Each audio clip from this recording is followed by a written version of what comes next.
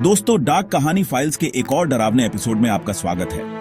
मेरा नाम है रोहन और आज मैं आपको सुनाने जा रहा हूं एक ऐसी कहानी जिसे सुनकर आपके रोंगटे खड़े हो जाएंगे। ये कहानी है 12:01 का रहस्य। अगर आपको यह कहानी पसंद आए तो इस वीडियो को लाइक जरूर करें, कमेंट में अपना डर शेयर करें और चैनल को सब्सक्राइब करना ना भूलें। तो चलिए शुरू करते हैं आज की यह रहस्यमयी और खतरनाक यात्रा।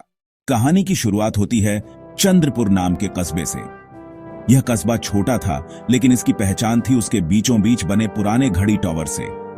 टावर इतना ऊंचा था कि उसकी परछाई पूरे कस्बे पर पड़ती थी, लेकिन लोग उससे नफरत करते थे क्योंकि हर रात ठीक 12:01 पर उसकी घंटियां अपने आप बज उठती थीं। कस्बे के बुजुर्ग कहते थे कि इन घंटियों में सिर्फ आवाज नहीं है, बल्कि किसी की चीखें कैद हैं, और जब भी वो चीखें गूंजती, कोई ना कोई कस्बे से गायब हो जाता।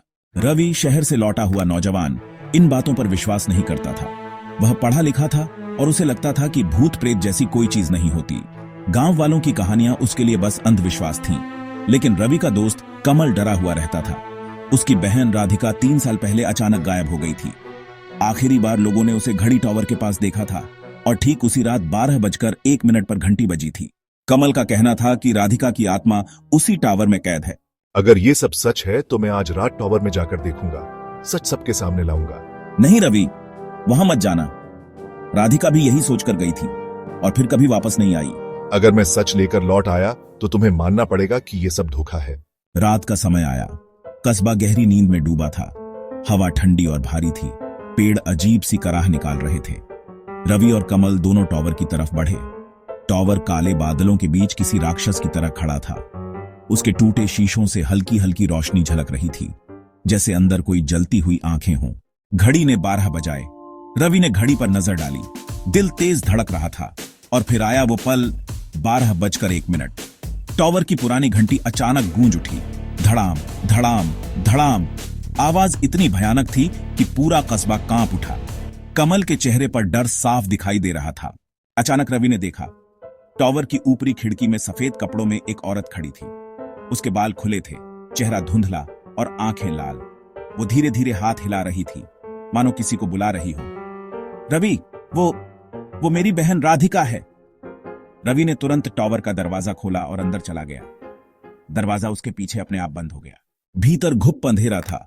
टॉर्च की रोशनी से टूटी कुर्सियां, दीवारों पर पुराने खून के निशान और जमीन पर बिखरे कांच दिखाई दे रहे थे, और हवा में एक अजीब सी सड़ांध फैली हुई थी। अचानक सीढ़ियों पर धीमे धीमे कदमों की आहट गूंजी। छन छन छन।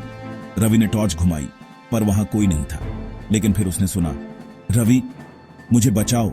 आवाज औरत की थी और वो कमल की बहन राधिका जैसी लग रही थी। रवि डरते डरते ऊपर चढ़ा। खिड़की के पास पहुंचा तो देखा, वहां सच में राधिका खड़ी थी, लेकिन उसका चेहरा पीला, आंखें खोखली और होंठों पर हल्की सी मुस्कान। रवि, मत जाओ उसके पास। वो मेरी बहन नहीं, उसकी आत्मा है। तुम ही हो जो मुझे यहाँ से मुक्त कर सकते हो। रवि उसका हाथ पकड़ने ही वाला था कि अचानक खिड़की से ठंडी हवा का तूफान उठा और पूरा कमरा कांपने लगा।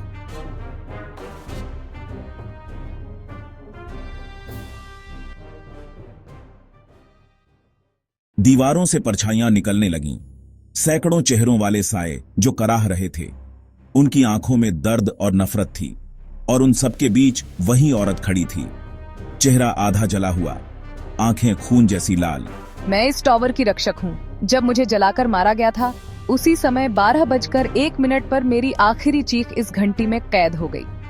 तब से जो भी यहाँ आता है वो कभी वापस नहीं जाता। लेकिन इन सब का क्या कसूर है? औरत की हंसी गूंजी। इन सब ने मेरी मौत देखी थी, पर किसी ने मुझे बचाया नहीं। अब ये सब भी मेरी तरह हमेशा यहाँ कैद रहेंगे।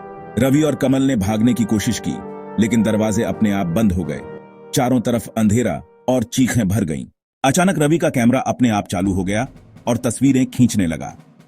हर तस्वीर में उसके पीछे वही औरत खड़ी दिख रही थी, कभी मुस्कुराती, कभी चीखती।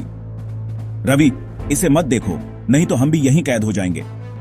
लेकिन बहुत देर हो चुकी थी। रवि और कमल दोनों गायब हो गए।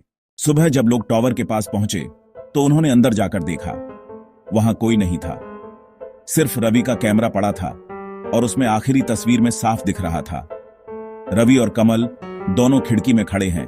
उनके चेहरे पीले, आंखें खोखली और पीछे घंटी झूल रही थीं।